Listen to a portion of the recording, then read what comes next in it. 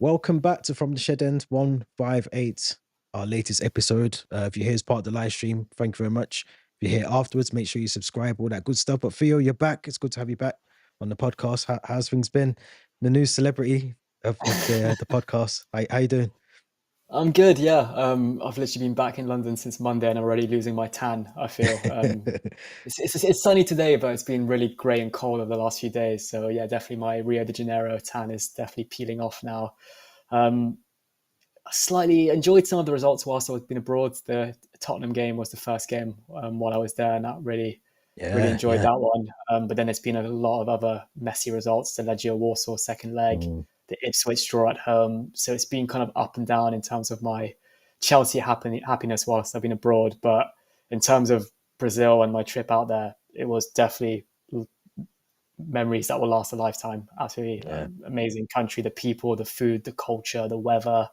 Got to run the marathon there as well, which was a great way to start the trip. And then once the legs were feeling a bit better, managed to do a few tours of some football stadiums in Sao Paulo, the Corinthians one, and Allianz Parque, where Palmeiras play, and on Yeah. future signing Estevao Willian.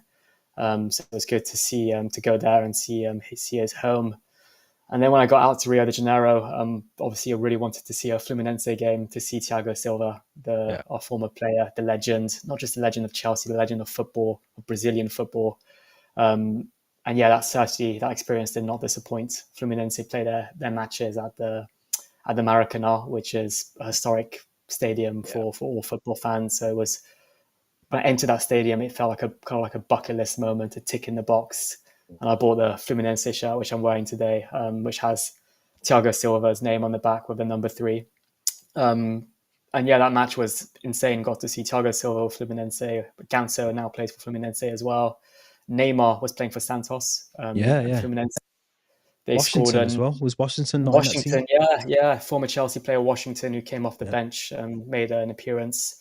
And what made the match so much better, it was 0-0 until the 98th minute, and Yeah, then last minute winner. stoppage time, last minute winner. Yeah. I've experienced good atmospheres and crowds when kind of like stoppage time goals go in, Was it but up when there with that Cole goal went, Palmer's against United? And it was up was there. it It was it was up up there there. with one of Like, those? Yeah. yeah, I mean, I'm a Chelsea fan. Chelsea will always be my team, my number one team. But on that day, I was just fully Fluminense, and Yeah, yeah. something took control. And they call them the tricolor, which means the three colors: the green, the white, and the red. And Yeah. on that day, I just felt like a proper Fluminense fan. I was celebrating with the rows behind me, in front of me. Hadn't felt that feeling in a long time. Almost lost Yeah, my well, voice, well, and you I think haven't it since does. maybe since No, Tuchel. we have it exactly, yeah. And I think what makes it nicer is the beers in the stadium are £1. So yeah, Yeah, that definitely that works a treat as well. And then I I put couldn't a couple believe of that. tweets. When No, you said yeah, and that, it was like, yeah, ice cold beers as well. You can yeah, drink yeah, them while watching the football, which is always nice. And then after the game, I just put a couple of tweets up. My experience of the match, some videos mentioning that I came from London to Rio to watch Thiago Silva. A couple of retweets, a couple of likes. Next thing you know, 1,000 likes, 1,000 retweets. Um, Globo journalists getting in touch with me. And for those who are not familiar, Globo is like the yeah. BBC It's or the Sky massive. Yeah, it's big. of Brazil. Yeah, really big. I've downloaded the app now and I'm getting all the notifications. It's Yeah, massive. Yeah. And yeah, he it's wants to write crazy. an article on my experience at the Maracanã watching Thiago Silva traveling from London. And then next day I went for a run on Copacabana and my phone was just pinging non-stop. And Yeah, I can imagine. um, people recognizing me in bars, people wanting to buy me drinks, people wanting to buy me football shirts. It's Um, crazy. People sending me tweets saying, because the founder of Fluminense is an Englishman called Oscar Cox, and Yeah, I remember you saying. people mentioning that I was the new Oscar Cox for them and the new Yeah, kind of British icon of Fluminense football. Um, and I think the craziest experience was I'm back in London now, and I was on my commute back from Tower Bridge yesterday from my office, and a Fluminense fan on the tube in London. This is not in Rio de Janeiro, in London. Came up towards me, recognized me, shook my hand, and said, "You're the guy from Twitter. I recognize you." And they all call that's me the crazy. Gringo Loco, which basically translates Yeah, to the crazy foreigner, but in a good way. Um, yeah, yeah, yeah. but what I think what really made this experience special in terms of Brazil and the football experience I had out there is we have this. I think it does need to change. We have this image now in English football when we see kind of tourists or foreigners coming to watch games. we kind of look at them from above, thinking, oh, you're not a true fan. Mm. You're not contributing to the atmosphere. You're, you're taking up someone else's seat in the stadium that should be given to a loyal fan. Whereas in Brazil, Mm. it was almost like you've come from Embraced. London to watch our team. And they embrace it exactly, and Mm. they will welcome me like I was one of theirs. And this is what made it so special for me. And I kind of felt almost embarrassed. I couldn't speak the language. I couldn't communicate with the locals. I didn't know much about the history of the club. But they almost adopted me as one of theirs, a Yeah. Fusal, as they call it, a tricolor. And that's what really made it special. And I still stand by this.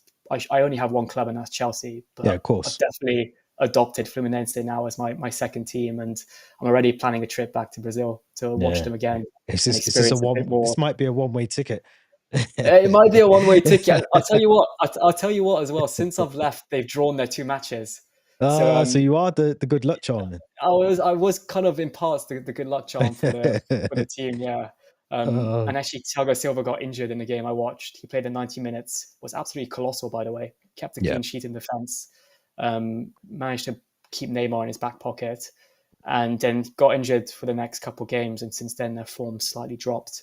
So yeah, I Shows how think good he is. I mean, it shows. I'm not shows. saying not he's the Yeah, not the be all and end all, but it shows how having someone solid at the back, defensively minded, and someone that is just as good as Thiago Silva at the back. We got to experience it at Chelsea, but even now at the age that he is, he's still a vital part of a team. So, you can't. And yeah, of course, the cup there he has to is. make an appearance. Yeah, the I have to. Yeah. the Or legend that is. the monster, or monstro as they call him. Yeah, Yeah, and something else I will kind of wrap up on is, for Brazilians, the importance of the Club World Cup, yeah. because I think I mentioned on a previous kind of podcast episodes that for us it's just this kind of money making tournament that will get Glorified views in the trophy. US, glorified trophy, preseason glorified trophy, exactly. But for Brazilians, every single one of them was mentioning, oh, the Club World Cup. Are you going to watch that? Are you going to travel to America to watch it? Mm. It's huge here. Fluminense, we're playing Man City, we're playing these teams, and it's a huge occasion. I think it's for them, it's almost an opportunity to showcase their football club to the world.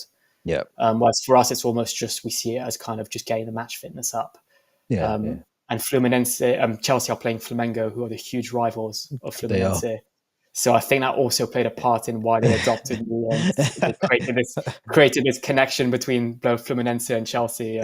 So yeah, overall, an absolutely unforgettable experience that Yeah. I'm not gonna be putting in the back of my mind anytime soon. No, I don't blame you, especially coming back to sort of mid-level, 16-degree weather, getting the tube, all the rest of it. I mean, from going from where you were a couple of weeks ago, don't forget as well, obviously running the marathon, that's a big achievement in Yeah, itself, first of all.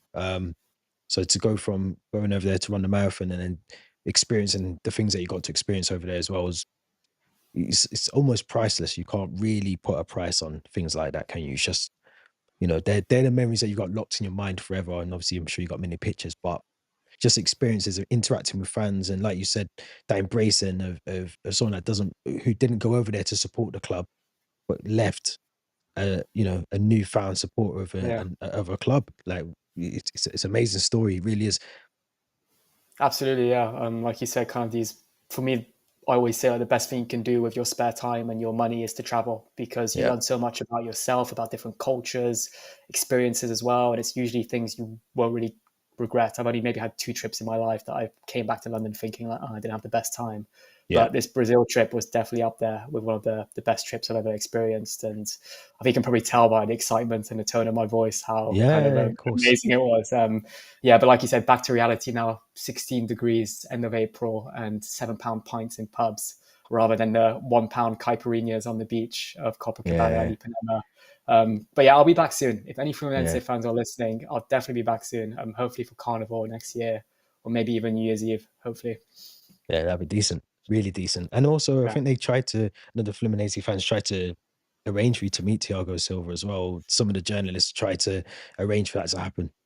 Absolutely, yeah. I saw a few tweets. I mean, the journalist that interviewed me, huge shout out to him. He tried to send the article to Silva's PR team.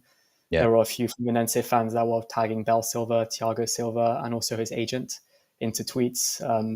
It would have been the icing on the cake, or actually the Mm. ultimate icing on the cake, to have maybe met him or had some kind of interaction with him.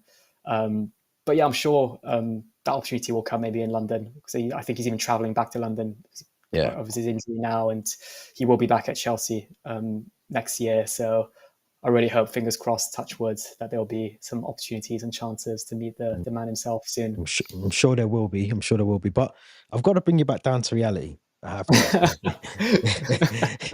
We've had 15, 20 minutes of good conversation. But we have to come back to reality because one, we have a game tomorrow at 12:30 against Everton, which is tough in itself.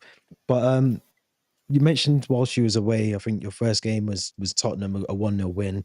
We then went on to Brentford 0-0, Legia Warsaw 3-0 away in Poland, which actually wasn't a 3-0 game. It was really difficult for us to get that result. We come back and get a 2-2 against Ipswich, which feels like a defeat when you think about it in the grand scheme of things. We then lose to Legia Warsaw in the second leg at Stamford Bridge, and a last minute Pedro Neto goal saves us against Fulham. Um, our form has been really bad. I mean, I'm not just talking about April, but I'm talking about from, we were first December, 24th, 25th. And, we're now clutching on the hopes of getting into the Champions League by the skin of our teeth, trying to make fifth place. What do you think's gone wrong for Maresca and maybe some of the players in the team and just the form, how bad it's fell off over recent times? I think bar that Tottenham game, I think we were second best in all of those games almost, Agreed. pretty much, or at least maybe for large chunks of those games. That Ipswich first half, we were really, really poor, conceding two. The Legia Warsaw second leg at Stamford Bridge, we look like a shadow of ourselves, and that should not have been a type of performance, regardless of if you won 3-0 in the first leg. You're playing at home against a team that's fifth in Poland. No disrespect to Legia Warsaw, but Chelsea should be winning that. So I think there's a lot of complacency, a lot of stubbornness from Maresca as well, with some of the formations he picks and decisions he makes. I mean, I think it was the Ipswich game. He had three right backs on the bench in Yeah. Gusto, Reece James, and Neshampong, and yet you choose to play Chalobah at right back. He had a Mm. solid game, but it's just things like this that tactically don't really make sense. Yeah. The first half of that Fulham game at Craven Cottage was dire. And I know we won 2-1 and we got the 3 points, but it's not really a reflection of how we played, in my opinion. Because I think only maybe the last 15, 20 minutes we stepped off on the gas and actually showed a bit of promise and a bit of fight and hunger to try to win. Mm. But all those fixtures, in my opinion, we should be winning. And yet we drew with Ipswich at home. We drew with Brentford away. We lost to Legia Warsaw at home. And now we've kind of shot ourselves in the foot. And I think we're more likely not to qualify for Champions League than to qualify. So Mm. we've got a huge kind of work to do in our next fixtures. And our next fixtures, none of them are actually easy at Not all. easy. No. We'll get No. into tomorrow's fixture, but I think that's probably one of the if not one of the hardest one. I think, because you just know how Everton are, and if we kind of drop points in this fixture, I think forget it at all, because we're not going to get 3 points. I think away to Forest or to Newcastle. Then we're relying on wins against United and Liverpool, Yeah. and our record against those two teams, no matter their Not form, good. is just not good. Exactly. So yeah, it's been a very up and down April. I think if it Mm. wasn't for that win at home against Tottenham, and Tottenham are shite. Sorry, they are They shite. are. I think they're Yeah, like 14th or 15th in the league. We shouldn't even exactly. be winning 1-0. We should be smashing them 3 or 4-0, if we're being honest. Yeah, So I think we should be dominating the game, and we never at home to Stamford Bridge. At Stamford Bridge, we shouldn't be just scraping over the line at 1-0. It's not good enough. It isn't good enough. absolutely no. And now we've got a huge kind of work to do in this May month. But I think I sent you kind of at half time of that Fulham game. I Mm. don't think we're ready for Champions League. I I was just genuinely about feel to like ask we're you that not ready. question. I Yeah, was just, I, I've said on here before, I don't think I wouldn't, unless we bring in some really key signings, which we've been linked with Dean Hoyson from Bournemouth. There's still talk about Liam Delap potentially coming in on another striker of that sort of level coming in. We now know that potentially Petrovic will come back as the goalkeeper. Maybe Sanchez or Jurgensen will go out on loan to Strasbourg. We have Andre Santos coming in. So there are players that will come in next season. But I still, based on what we've seen so far this season and just the performances and the results, and I just don't know if this team can compete with the Real Madrids and the Bayern Munichs and the Barcelonas and the PSGs of of the league. I just don't think they will cope in that Champions League. And I get it's a financial element of it, but from a playing perspective, from a fan perspective, I just don't think we will. We could potentially not get out of that new format. I just don't know if we will. No, kind of a follow-up question. If by some miracle we do get top five and we Mm, qualify for the Champions League, is Maresca the right man to lead this team into a Champions League campaign? I don't think so. It almost would give me Graham Potter vibes again. Uncertainties about whether he's got the level, the managerial level to take us there. But you're almost learning as you play the games, and I just don't think you can do that with a squad like Chelsea. You need someone that's proven, who's been there, who's experienced it. And some of these players haven't even experienced that as Mm. well. So you're talking about the Madwekis and the um, Sweet George, Achiempong, those sort of players. You're expecting them to step up and be one of the number one players in the Champions League against I don't know, a Carvajal or potentially Trent at Real Madrid or David Alaba. It just opening, and I don't think Maresca's the right man. Not because I don't think he's a good manager, because I think he is at a certain level. I just think the level that we're asking him to be, I just don't think he's got that second or third gear to go into. And it's a shame for him because he was promising. I said to you, didn't I, when he first joined, that I actually enjoyed listening to him. He was saying all the right things and Mm. he was really positive. And we got to December, it was almost, we're not in the title race. You to come out and say Mm. that publicly was a bit. And at the time, I defended him, but looking back, saying that out publicly just doesn't. You just don't say that, do you? You just see. We'll see what happens. We'll play a game You at a don't say time. that, yeah. You don't say that as Chelsea Football Club manager, because Chelsea No. should be a team that's always in the title race, Yeah. regardless of the True. poor True. form, the players they have. It's just in the DNA of the club since the True. Abramovich era. I also feel like it's a pattern though, because we saw this with Mm. Maresca last season with Leicester, hit the Yeah. ground running, then after Christmas dropped off, and almost very lucky to Yeah. win the championship and get automatic qualification to the Premier League. Same thing this season. Form was Mm. amazing in the Conference League and those group stages in the Premier League And it just dropped up off. until maybe mid-December, then it just drops off. So you do wonder if this something that's going to be happening more often. Is this something maybe him losing the dressing room of the players? And I think you sent it to me on WhatsApp, that Reece James interview after the Yeah. Legia Warsaw game. He just looked completely depleted. He looked like a player who didn't have the right answers to those questions, who didn't want to be there, who basically wasn't captain material, I would say, Mm. as well. And if that's on Maresca, is that on the players? Is that on the kind of overall structure of the club right now? But yeah, it just Mm. feels like something's not right at Chelsea. We've been saying it for a long time. It's not just Yeah. the managers, not just the players, but I think I asked the question, but I'm going to answer my own question. I don't think I'm ready for Champions League right now either. Mm. It worries me because I remember reading an article a couple of weeks ago when I think he was manager at Parma, I think, Mm. and before he signed for Leicester City, he was at Parma, and the same thing happened there. And I think someone put like two articles up, or I can't remember whether it was two articles or maybe like fan letters or those sort of fan forums. And it was almost like for like what Leicester fans were saying and what Parma fans were saying about him. And now Chelsea fans are saying exactly the same about him. So there clearly is a pattern there that he starts very well. Maybe he gets the buy-in from the players, and then the players actually realize, I'm not really Mm. sure about this manager. I thought Reece James was spot on the other night. I thought he Mm. was I think it was after the Legia Warsaw game, and I think he said, um, if you don't prepare, you'll pay. Mm. Those were his words, and they were the most alarming words for him because clearly the team did not prepare for that game. You can't. But who's in So go. charge for preparing the team is the manager, isn't it? Yeah, of course. Yeah, and this is what I was going Yeah. to say. I don't. Mm. I don't think even as players themselves can prepare as much. The coaches, the manager, you still have a job to do, and I don't care whether this is Conference League football or the National League or the League Two or the Premier League.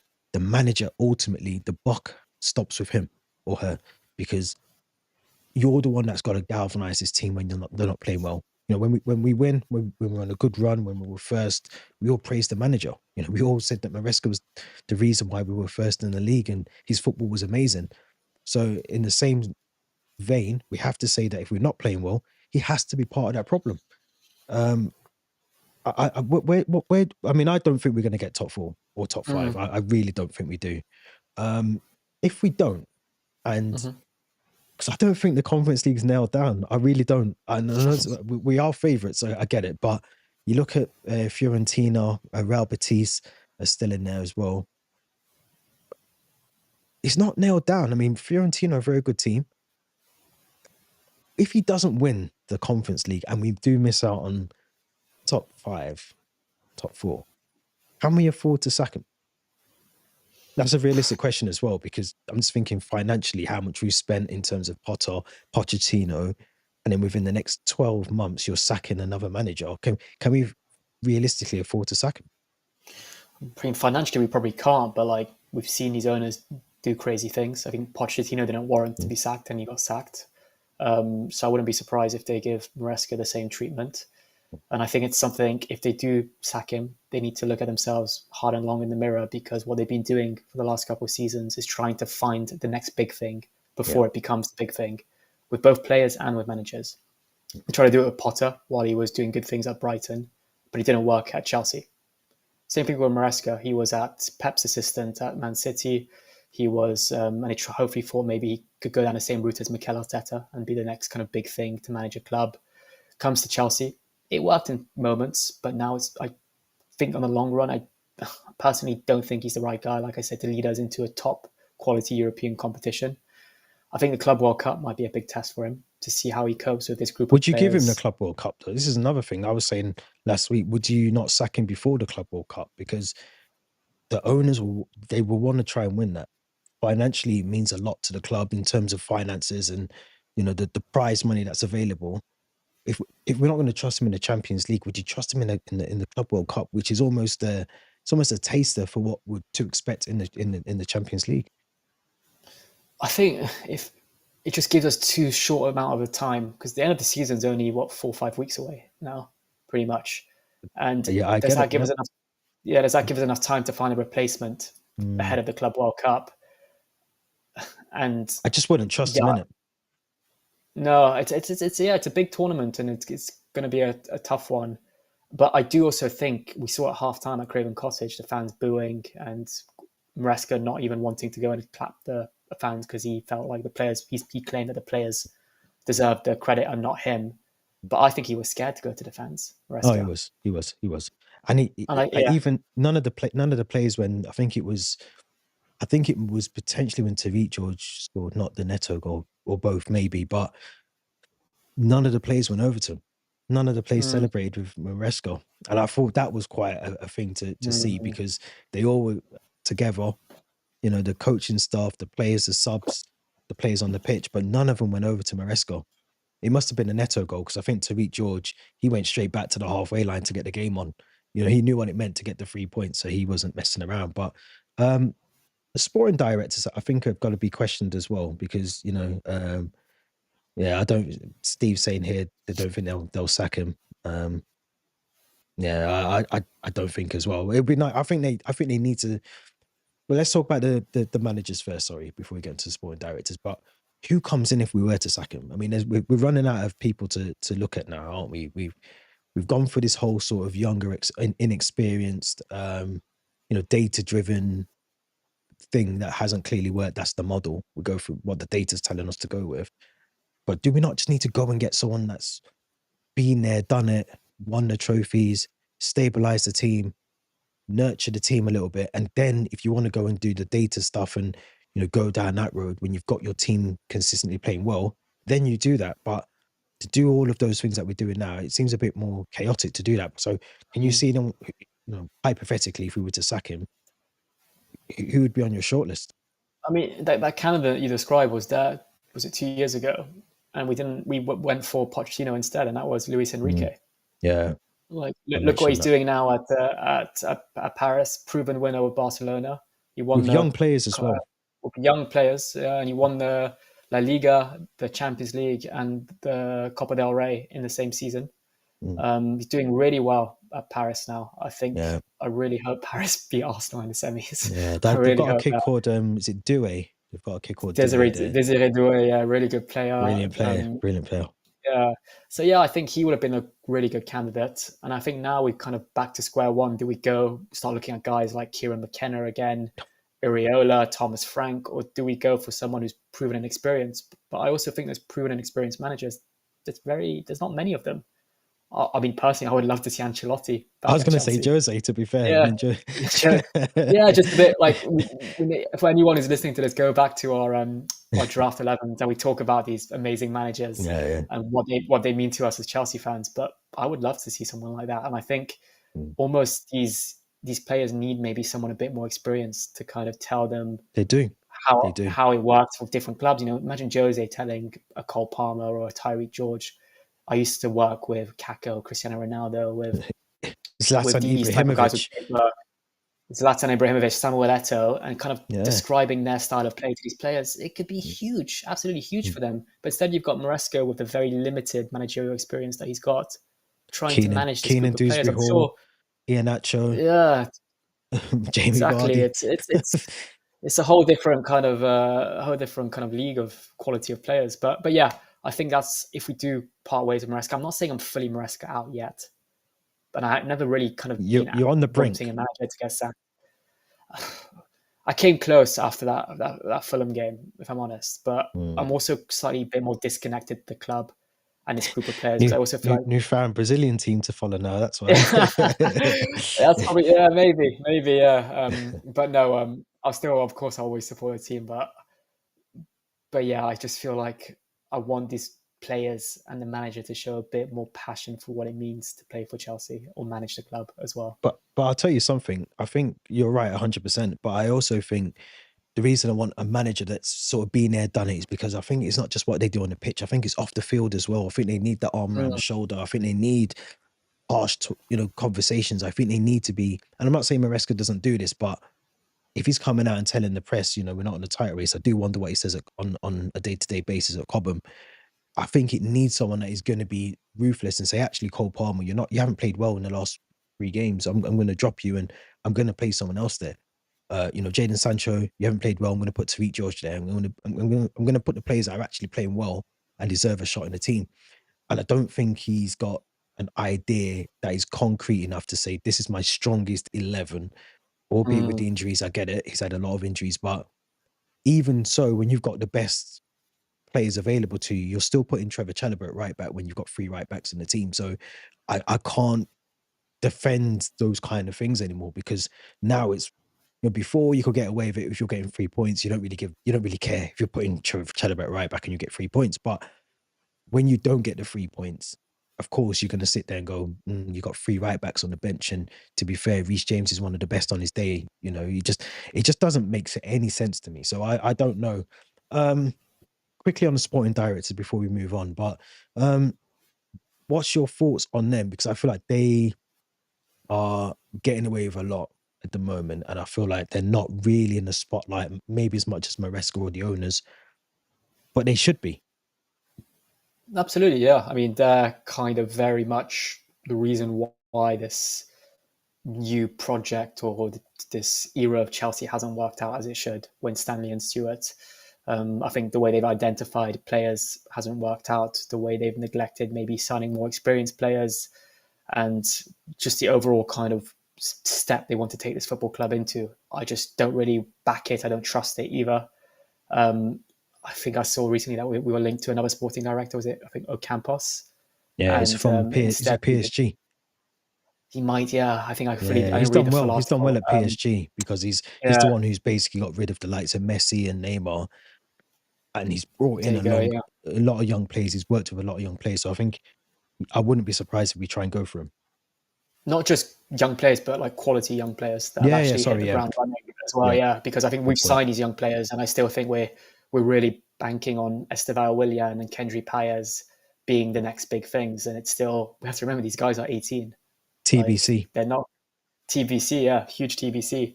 Um, so yeah, I think there's a lot of question marks on them. Actually, big question marks. I think they're probably, I would say maybe 40% of the reason why we've I'd kind say of like more. fallen. I'd say Yeah, 60. I'd say 60. oh, Don't forget we don't. they have an input with the players. I assume they have an input with the managers as well. They're a massive, massive problem. And we've got two. Some clubs have Mm. one and they get it right. We've got two. We haven't got an excuse. There's no I think as excuses well for it. when you go back to what we had in Petr Cech and Marina Granovskaya to Yeah. now what we've got now, it's like chalk and cheese in a way. Yeah. Yeah. It's Yeah. And they never got everything right as well. So Petr Cech, Marina Granovskaya never got mm, everything right. But the things they did get right benefited us. And I don't think there's anything we can, I mean, out of all, we say this, I say this like at least once a month, but there's only about 3 players out of the players that they've helped bring into this club that you can say, actually, I understand why they're there. I understand what they do. I understand what the value for money is and all the rest of it. But a lot of them we're not sure about, or the Keenan Dewsbury Halls, Axel Dazazi, Benoit Badiashile, good enough, but now it's getting to that stage as well. It's like we're signing these injury-prone players that are that as just well. constantly getting injured. And this is things you need to identify before you sign them, their fitness record. Yeah. Guys like Fofana, guys like Lavia, they spend Mm, more time in the treatment room than on the pitch. on the And we need pitch. to stop signing these players for ridiculous amounts because it's going to kind of back to bite us. Yeah. And now we've got these big question marks. They've been at the club for 2 seasons or even 3 seasons in Fofana. And some fans now want them out. And I don't blame them at all. I'm not talking about Yeah. the directors, I'm talking about the players. Yeah. Yeah. So yeah, It's so we need to yeah. start signing players that actually can play 2 matches a week, if not, and still remain fit. Yeah, that's a good point as well. So Rich, who joined, I think, the last live stream as well, he said, remember that the sporting directors pushed the players on Egg Barley, and I'm assuming, Todd Bowley as well. But Mm, Egg Barley has been saying no to them for now. So there is that, isn't there, around the, because I was reading an article around the fact that we still don't know the stadium plans or what's happening with the stadium. And I think that's because there's a lot of banging heads at the top of the tree, in terms of one owner wants to buy the other one out and the other one wants to buy the other one, and it's a bit of a stalemate at the moment. But it's difficult and it's tricky. Um, Before we move on, I think the only thing I will say is we have to get this sorted in the summer. Whether that means the mm, sporting directors go, the manager goes, or there's a sort of redirection of the model, the project. Something has to change, because if it doesn't, we could be where United are, sitting 17th next season with absolutely. 1.6 billion spent plus more. Something else we need to sort out this summer is our front of shirt sponsor as well. Um, Yeah, we're too it's busy been getting dragging on. Ticketmaster. Yeah, I think we're really waiting to kind of find out our European faith before kind of maybe Yeah, getting a committing. Qatar Airways or another Infinite Athlete. Yeah, But yeah, that's something as well because that's a form of revenue, and we've gone a whole season without one, so it's just lost revenue, in my opinion. tricky one. Let's move on. Let's move on, because we've got a couple of things to pick up before we finish and wrap up. But I've spoken about Roman Abramovich's book that's coming out. I'm already excited, as you can tell, because I'm smiling. But what's your thoughts? Because it broke, I think, 2 days ago, that Roman Abramovich has, well, a book is coming out based on interviews that have taken place with Roman Abramovich. I think there were Mm-hmm. one was done in Abu Dhabi in January, one was done in Istanbul a year before, and a lot of this will include the takeover of Chelsea when he acquired Chelsea as well. But I think the focus currently is on the fact that the sanctions were put in place and he was ultimately forced, theoretically, to sell the club. I've shared my views on a separate video, but I'd like to hear what you think about it, because um, it's going to be interesting, I think, the book. Yeah, I think it's going to be a real page turner and an absolute really excited to read it. I think if you're a Chelsea fan, you'll know that Roman Abramovich never gave an interview publicly Mm, during his whole time as owner of the football club. yeah, So I think there's going to be a lot of stuff that not just Chelsea fans, but the whole footballing world and the whole world overall, we're gonna learn and discover by reading this book. Things that were left unsaid, I think, at the time that the sanctions hit the football club in March 2022. And like you said, I think more about the truth in terms of how he was maybe forced to sell the club, what happened with the sanctions, what happened maybe with his part in the offering the money in aid to Ukraine as well.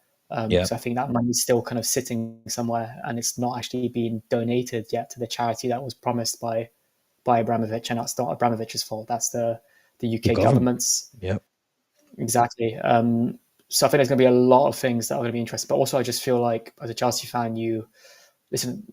Abramovich has a very shady past. That's we know about that. But what he gave to this football club as Chelsea fans, he turned us in the global kind of superpower, the and the global UK footballing economy power as that well. we are.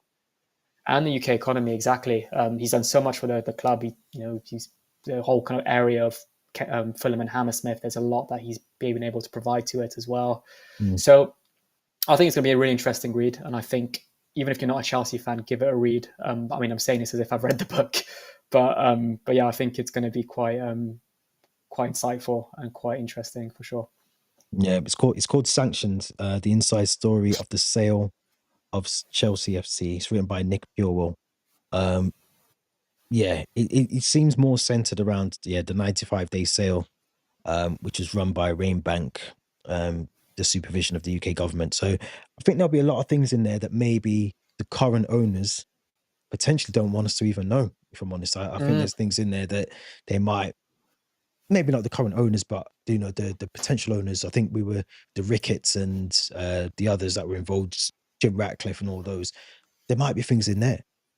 So I think this will be I think this is a really good thing for Roman Abramovich to do, because I think a lot of things have been said about him. Like you said, he's got obviously a shady past that we know about, but I feel like there's been always this narrative that he's just this dodgy dealer, makes his money in his way and doesn't really, he never really speaks. I think the last time he really done anything public was maybe the Frank Lampard sacking, when he put out like a personal mm, statement to Frank Lampard to say to thank him for his time at the club as a manager.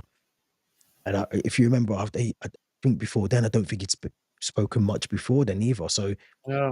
for him to come out and do this is big. So it's going to be explosive, I think. I really do. It's interesting. My whole time being a Chelsea football fan, I've only heard him speak, like words come out of his mouth Yeah, once, he's like it's a and that was robot. when yeah, and that was when there's a really famous YouTube video of it. There was a young Chelsea fan from Ireland that travelled to a Chelsea match, Yes, I remember and seeing the video. yeah, and he got a tour of Stamford Bridge. He got taken to the mega store to buy a bunch of gifts, and then he saw the game, and then he was on the touchline at the end of the match and getting autographs from the players.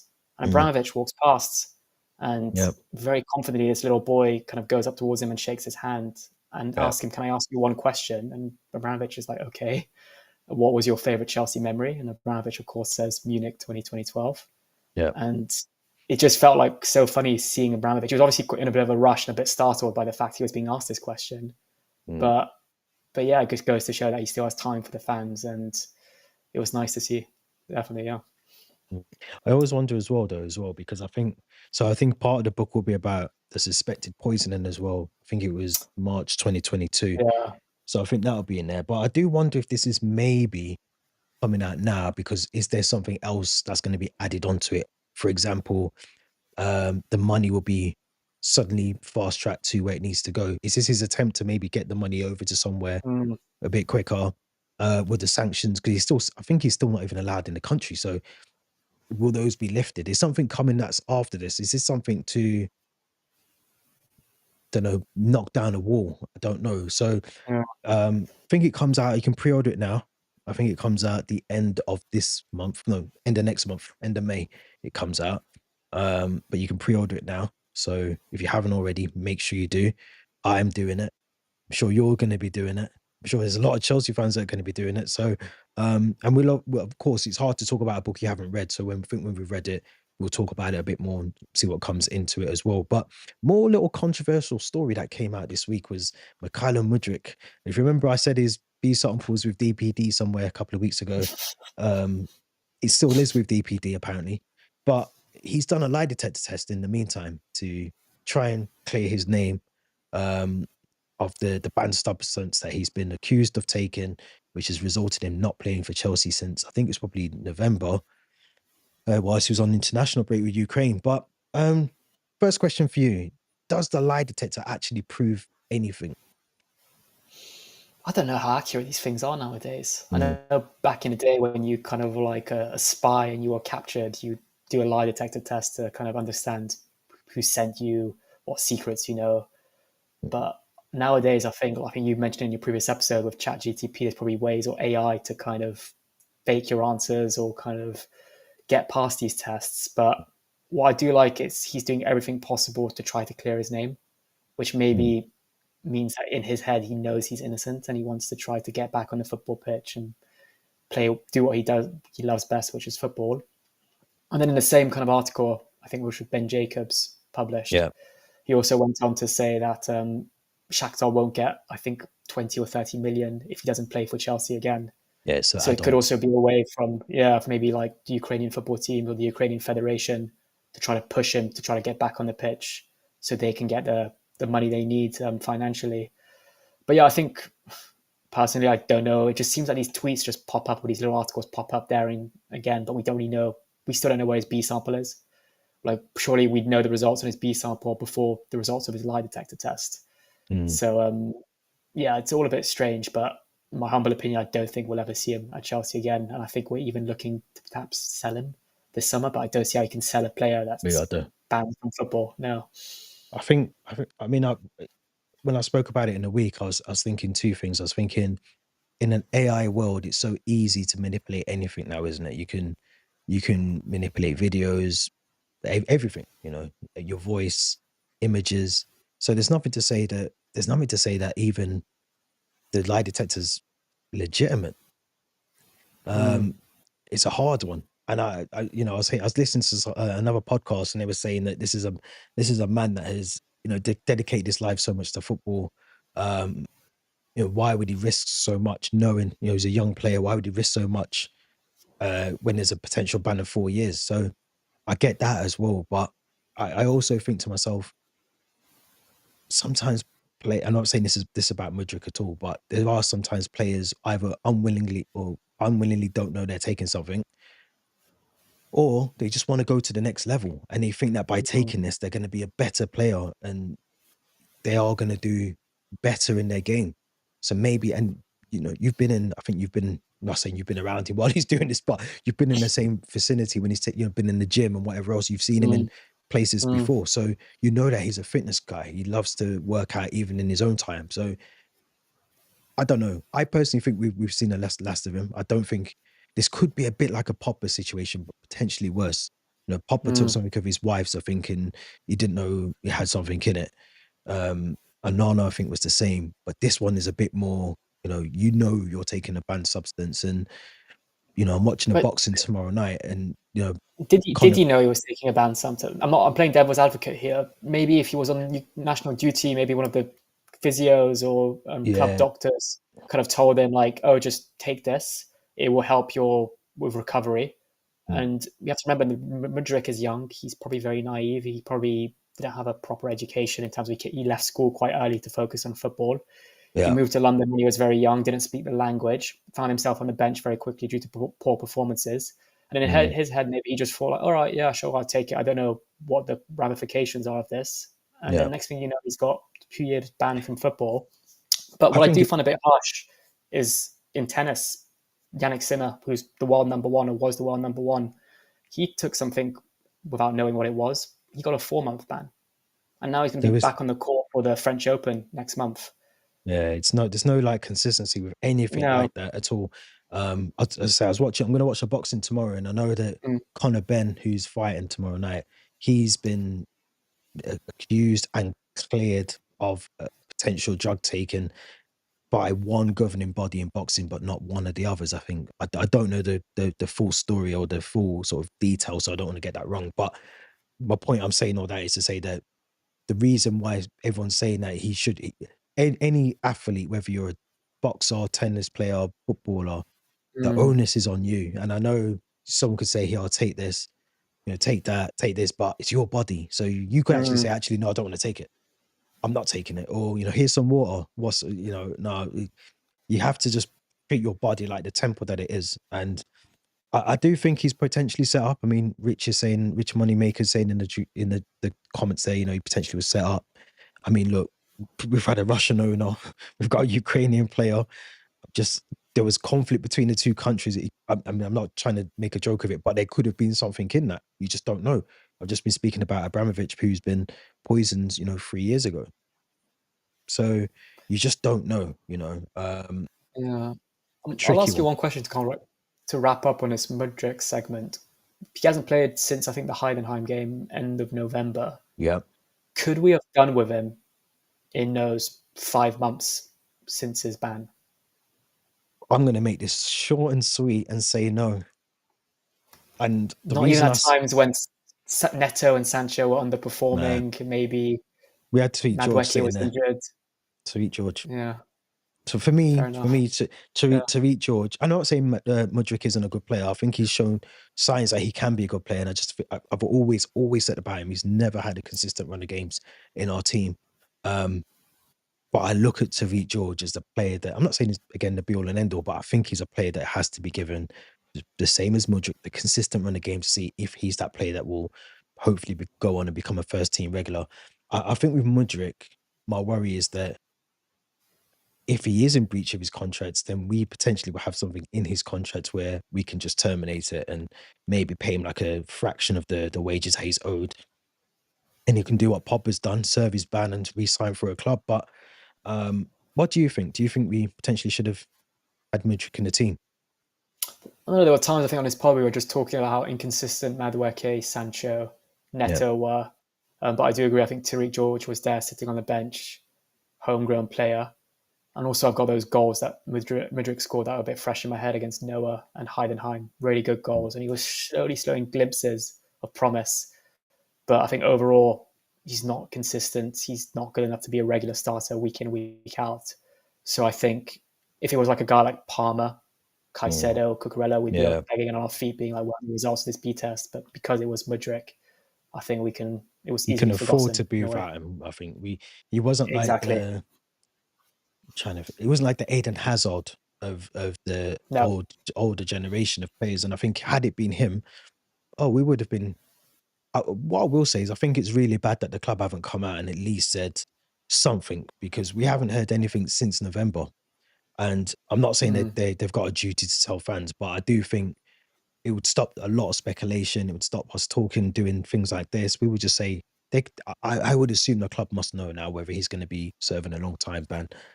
I personally think they're not coming out and saying that publicly for two reasons. One, we have a player called Raheem Sterling on the books that we need to get rid of. We have another player on the books that we needed to make a decision about, which is Jadon Sancho.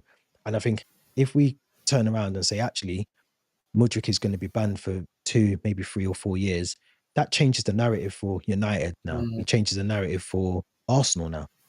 It changes the narrative for any club that potentially wants to go and we want to try and hopefully get to sign Sterling or Jadon Sancho if we want to keep him. So yeah, I don't know. It's a tricky one, really, really tricky one. But I hope he's found not guilty if he's not done anything, and if he has been done, Mm. and he's banged to rights. And of course, he's gonna have to serve his ban, sit down like the rest of the other cheats in the world of football and other sports. But 12:30 tomorrow. 12:30 tomorrow. I hate 12:30 kickoffs. And especially against Everton. I mean, Everton, who found a bit of form, to credit David Moyes, has done well there.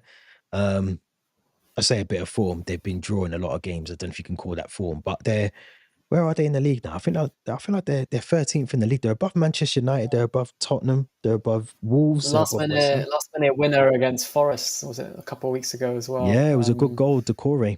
Really good goal. He was Yeah, actually a free agent I in the definitely. summer. Interesting.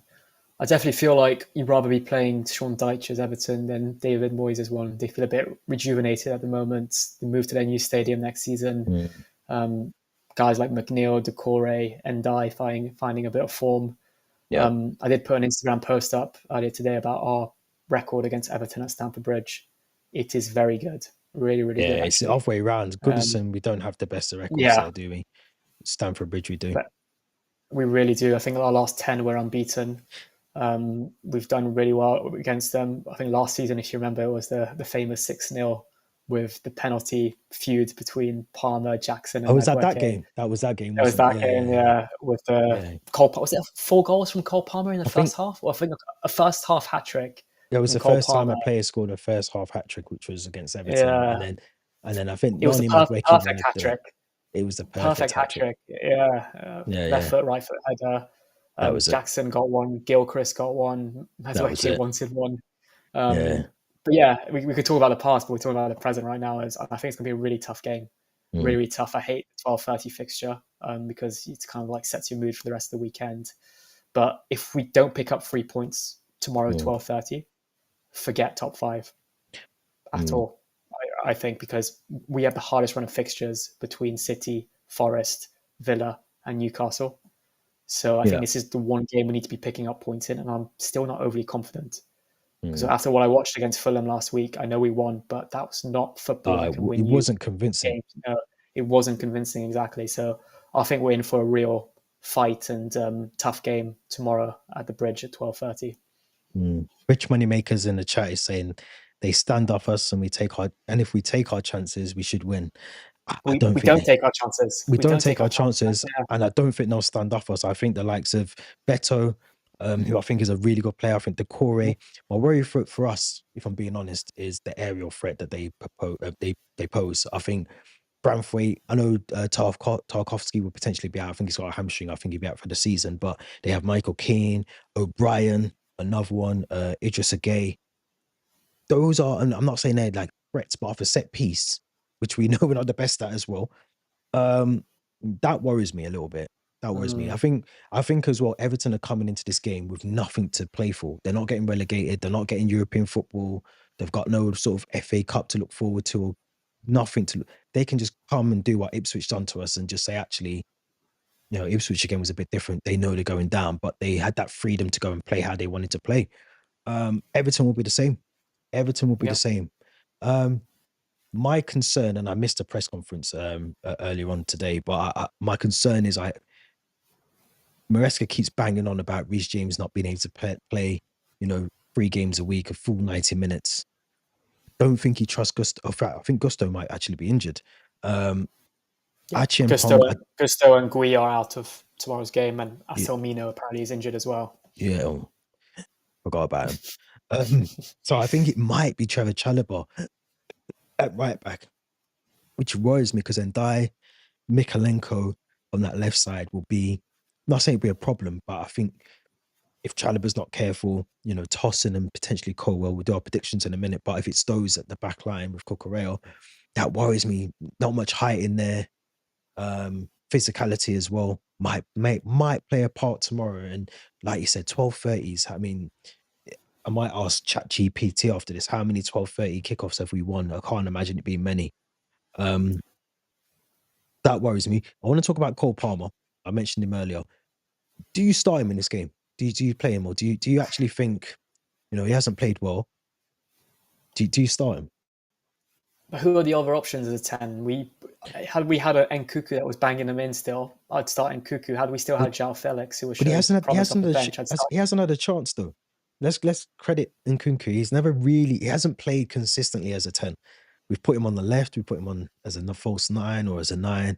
We've Mm, never really consistently gave him a run of games where he's playing his best football before he signed for us. And even if you think back to the preseason games, him and Jackson, he was the 10. We haven't really seen him do that. A couple of weeks ago said I don't think we'd see him play another game for Chelsea after I think it was a Conference League game. I think it might have been Copenhagen, but I don't know. Who do you put there? me, Do you bring I Enzo still would play slightly Palmer. forward? No, I would still play Palmer, but so one thing about Nkuku is his body language. I just feel like his body language on and off the ball, he's not Mm. great.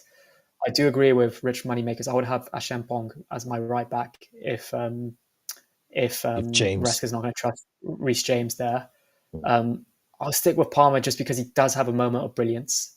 He had that assist mm. against for Enzo against Tottenham, and he does kind of unlucky not to score towards the end against in the Brentford game.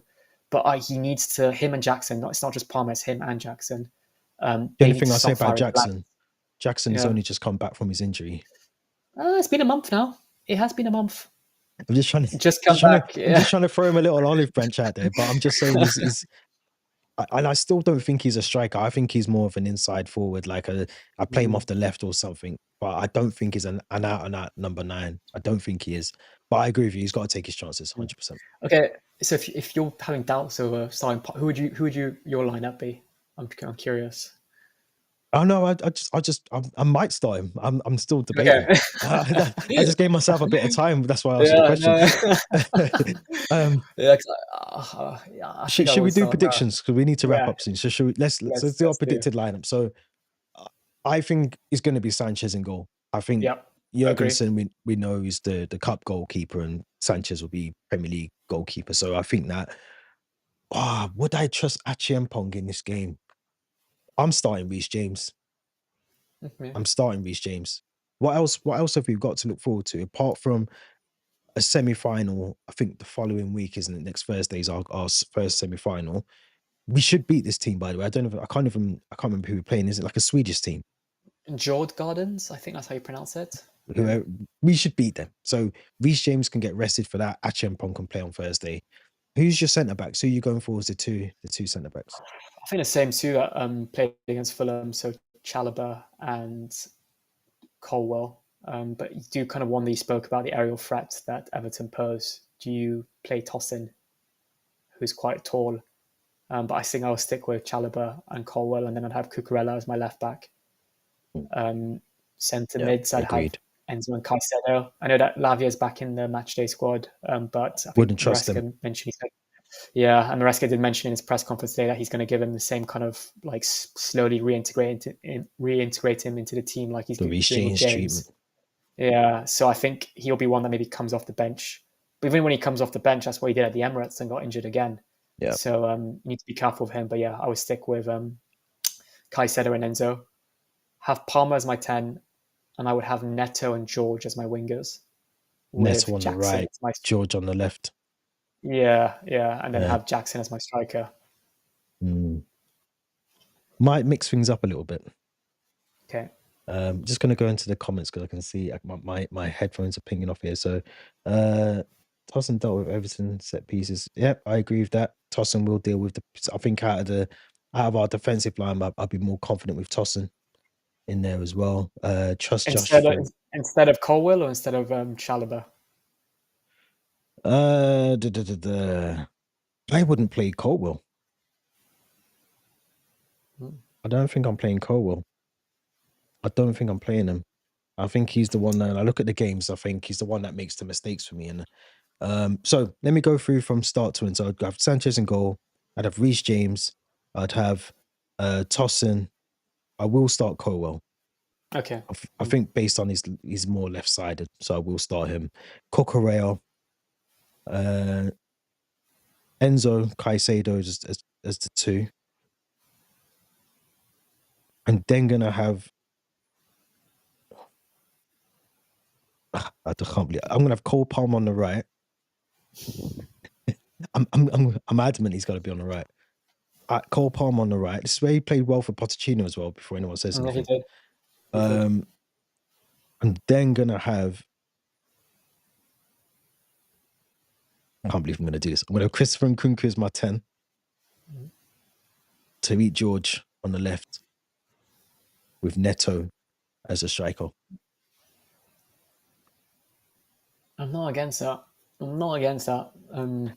I think we could experiment with something like that maybe in the Conference League next Thursday, but it might be a big risk Yeah, against Everton.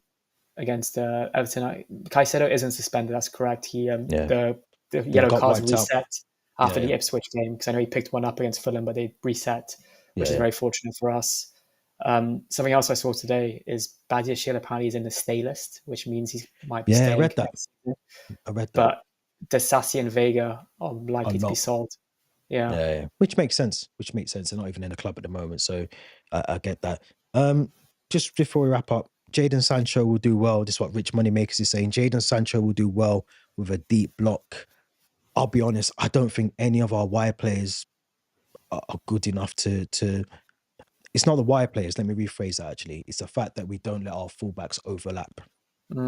So the fact our fullbacks are not overlapping is not helping and supporting the likes of Jadon Sancho, Nani Madueke, Tariq George, whoever. The fact that our fullbacks were inverting is making it very tricky for someone like Jadon Sancho or whoever to break down that low block. So what do you think on that? Do you think that is a true statement that he does do well against the low blocks? I think he's kind of struggled all throughout the season, really. I feel like he looks a bit, he's always a bit hesitant whether to cross the ball in, to take the man on. Yeah. But I do agree with you, until the fullbacks overlap, I think we're really going to struggle to break down the low block. Agreed. Let's do what we do always, our score predictions. I think I've probably got about 2 right this season. So I'm going to let you go first. You're back from sunny Brazil. It's only right. I forgot to mention this for the Tottenham game. I got in the top 10 people worldwide on the play predictor Really? in Oh terms of, yeah, you yeah, had what yeah, I is had it? You've got to Enzo, do my like first Enzo, yeah, first goal scorer, correct score line, correct result, possession, number of oh really? corners. Okay, so it's It's like not yeah, just the goal scorer. Oh, okay. it's not just a goal scorer, but like a mix of all of that. And I came in the Is top there like a 10. prize? You get like a prize you get come first. I'm I assuming it's got think like a you get a signed shirt if you come first, and then whoever okay. finishes first throughout the season at the end of the season gets some bigger prize. I might be Oh, okay. wrong, but yeah, that gave me a bit of a confidence when it came to to predictions. But for tomorrow's game, I'm going to be confident because we've got so much to play for. Mm, I may not be confident after 5-10 minutes of watching mm. Chelsea, but I'm going to go 2-1 to Chelsea. Rich Money Makers agrees with you as well. 2-1. Um, I'm gonna go 3-1.